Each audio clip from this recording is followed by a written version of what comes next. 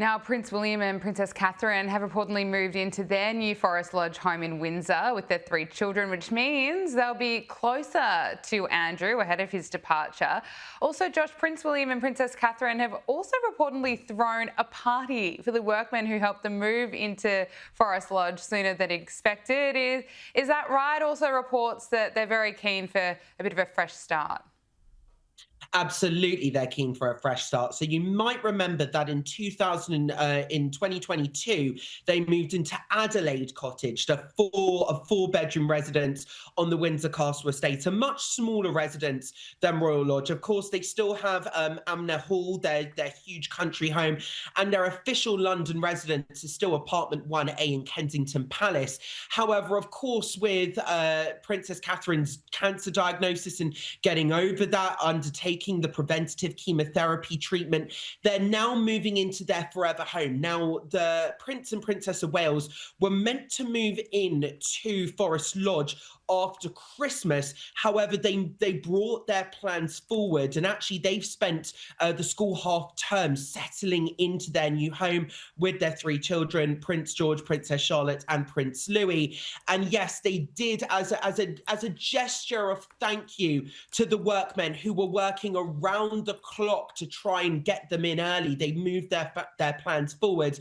They threw, as reports suggested, a thank you party for the workmen at the private members York Club pub, which is a members only pub specifically for the residents and employees of the Crown Estate in Windsor. So this was a real nice gesture of thank you after bringing their plans forward. Workmen working around the clock, wanting to get them into what's been deemed by sources close to the Prince and Princess of Wales as their forever home. Now, this is an 8-bedroom mansion, grade 2 listed, built in the 18th century, very different from Adelaide Cottage, which is far smaller than their new Forest Lodge.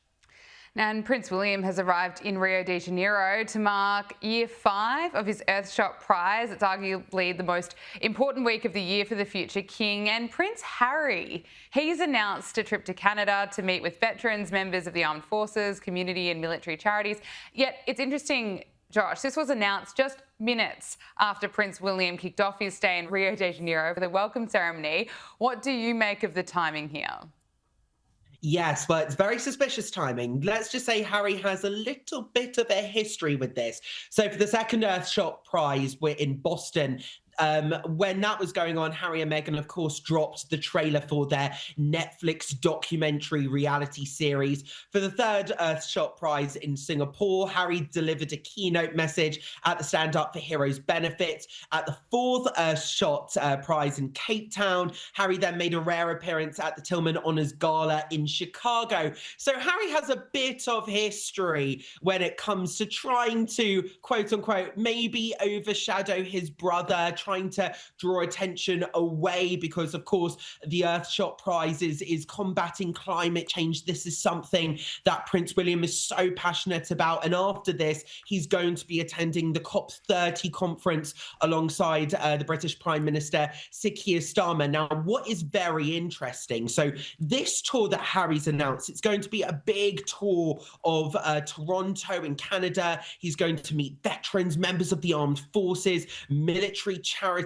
Now, his spokesperson has said that this visit is 2 months in the making, in the planning, and it marks obviously a big return to the city since the Invictus Games were held there back in 2017. Now, what his spokesperson has also said, they did actually comment on the exact timing of this announcement, saying that this was quote unquote unavoidable due to Harry being stripped of his security, claiming that the period of time in which Harry and Meghan can release details of their events is much more truncated than it is for the King and Prince William. And what the spokesperson also said, which was actually, I think revealing to a certain extent, was that they said that they did inform Royal Communications before the announcement was released as a quote-unquote courtesy to the royal communications team. So this means that maybe there's some sort of, at least very much, channels of communication are open between Prince Harry's communications team and royal communications team.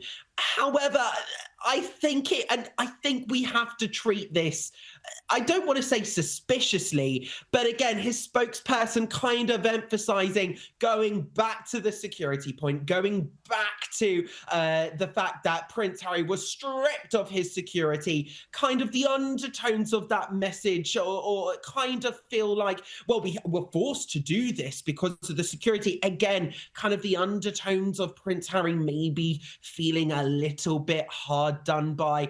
But it's exactly as you said, Earthshot Prize is the biggest cause possibly for the Prince of Wales. And this is one of his biggest events of the year, his biggest annual event. You know, he's going abroad and he's been greeted by enthusiastic crowds at the iconic Sugarloaf Mountain at the launch of this huge worldwide event. He's trying to set a massive precedent. And yet Prince Harry providing a distraction to that. And I don't think that's going to go down necessarily well in royal circles.